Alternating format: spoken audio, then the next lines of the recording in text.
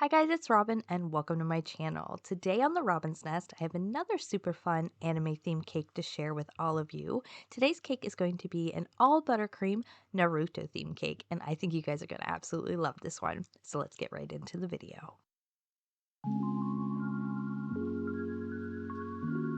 So for today's cake, I mixed up 2 batches of my favorite chocolate cake recipe, which I will share down below, and I've baked them into 6-inch cake pans, giving me 3 extra thick cake layers, which I'm first going to level off and then going to tort into 2 separate layers, each giving me 6 layers in total.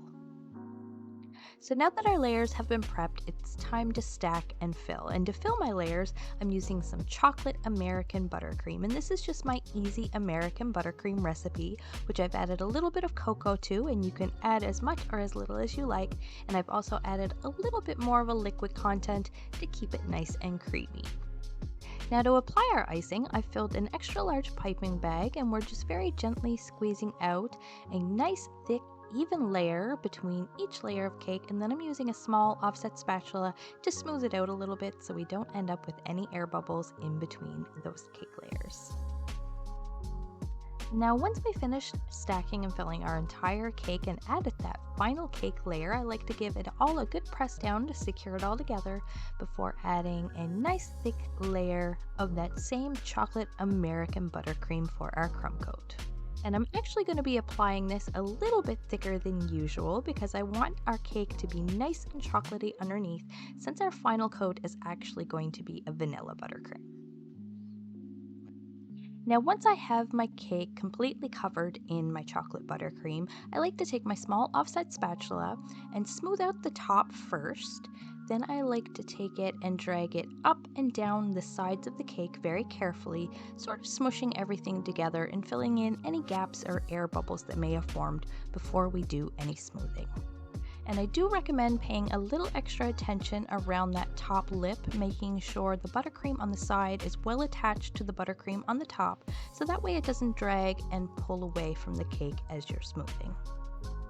Now we're just going to take our bench scraper and go all around the outside and the top of our cake, and this part doesn't have to be perfect because we're going to pop our cake in the fridge, firm it up, and then we're going to add a nice thick coat of our flesh colored vanilla buttercream.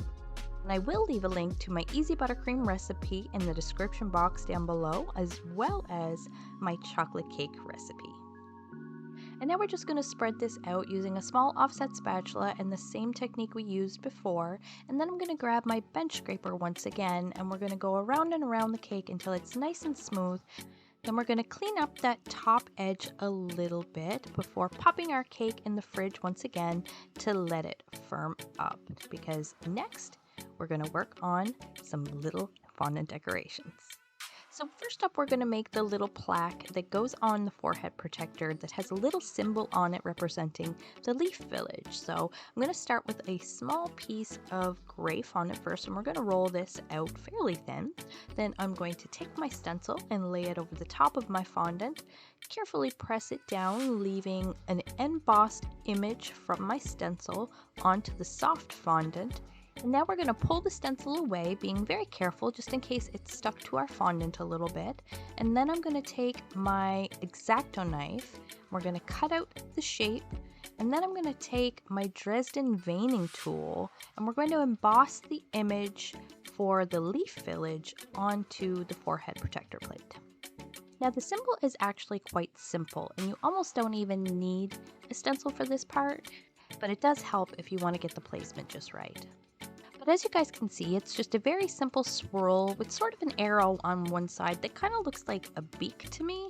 And then there's also a little tail on the end of the swirl. So as you can see, super easy to replicate.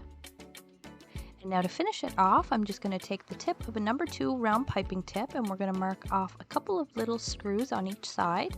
And then we're going to take some silver luster dust and we're going to make this forehead protector plate shine. Now, one thing I've noticed a lot of you like to do is dilute your luster dust and paint it onto your decorations, which gives a little bit of a different finish, but I like to take the soft, dry powder and dust it onto a freshly rolled sticky fondant because I find it just gives such a nice, soft, natural shine. I don't know, I like it better. What do you guys think? And I don't have to wait for it to dry, so that's also pretty sweet. So for our next decoration, we're going to roll out some yellow fondant, and we're going to cut out a couple more of his little facial features, such as his eyebrows and his sideburns. Now, I didn't make these out of buttercream because I want his face to be nice and sharp and clean. So I chose to go with fondant for these little pieces because I thought it would be a little bit easier. And I did use a stencil for the eyebrows, so that way I got the shape just right. But the sideburns are really, really simple, so I'm just freehanding those with my X-Acto knife. And now once we finish cutting these out, we're going to set these off to the side to dry for a little bit until we need them later on to put onto the cake. And next, we are going to work on his eyes and his mouth. So for these, I want to keep these really simple as well. So I'm just going to roll out a piece of white fondant. I'm going to use my stencil to mark off the shape of the eyes and the mouth. And then we're going to cut them out using an X-Acto knife. And then to make this extra simple, instead of layering fondant onto fondant, we're going to paint all the little details onto the eyes and the mouth to make it look more like the actual animated character himself. So while doing my research, I happened to notice that when his eyes didn't look cat-like, they were blue. So I decided to go with blue because they looked really nice. So I'm using a tiny little bit of diluted royal blue, and I'm just kind of stacking the color on so it has a little bit of dimension. It looks a little bit darker in the shadows. And now once I finished both of the irises, I'm taking some black gel food color, and we're going to fill in all the outline and give it that real anime eye look. Now we just have a tiny little bit more detail inside the eye, as well as a little back pupil, and then we can finish up the other eye and move on to the mouth.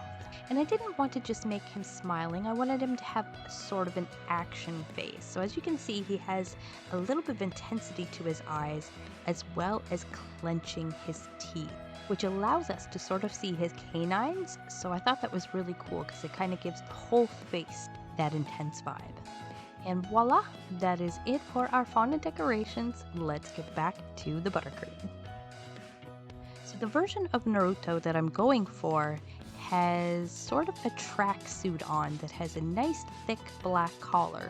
So I'm taking my piping bag full of black buttercream, and I'm just piping a nice thick band of black all around the base of the cake until it's about 2 inches in height.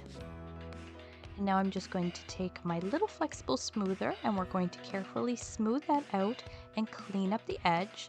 And we're also going to add a little bit of texture to it later on as well. But before we do, we need to finish up our black. So I'm going to finish smoothing this out. Then I'm going to grab my piping bag once again, and we're going to pipe a couple more nice thick lines at the top of our cake. Then we're going to smooth that out, and that is going to be our headband, or the forehead protector, if you will.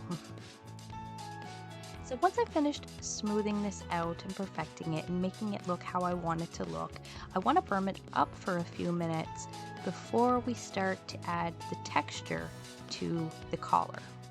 So we're going to pop this into the fridge for a little bit, and I think about 15, maybe 20 minutes should do. So once our cake has firmed up a bit and it's ready to work on once again, we're going to pull it out and grab our Dresden veining tool, and we're going to start making little vertical lines all the way around that bottom black line on the cake. So now it looks like a nice thick warm sweater collar like he wears in the anime series. And voila! I think that looks pretty neat, but now it's time for the cherry on top of the cake. We get to start the final assembly, and then I get to show you guys what it looks like. So the first thing we need to do is decide where we want the front to be. Then I'm going to take our little forehead protector, and we're going to place that right on the very center of the front of the cake. Now that we know where our center line is, I'm going to take my little Dresden veining tool and we're going to carve him a tiny little nose. Then directly below that, we are going to place his mouth. So before I add the eyes, I want to place the eyebrows first because the eyes are going to rest directly beside them. And I think that's going to help get my placement a lot better right from the get-go. But if it is off a little bit, because our cake is still nice and chilled and firm, it shouldn't be too difficult to make any minor adjustments that are necessary. So next I added my sideburns, then I added a few more little carved in facial features. But in hindsight, I should have piped my ears first before adding the sideburns because I think that would have made my job a lot easier because the sideburn kind of kept getting in the way, making it really hard to smooth it out. So something for you guys to definitely keep in mind if you try this cake out. But overall, I think this cake has been fairly simple and there's really been no shortage of fun, just like this really fun technique we're using to make his funky anime hairdo. And I'm just using some more of my vanilla American buttercream colored with some lemon yellow gel food color and an Ateco number 32 piping tip to give it that really cool texture as well.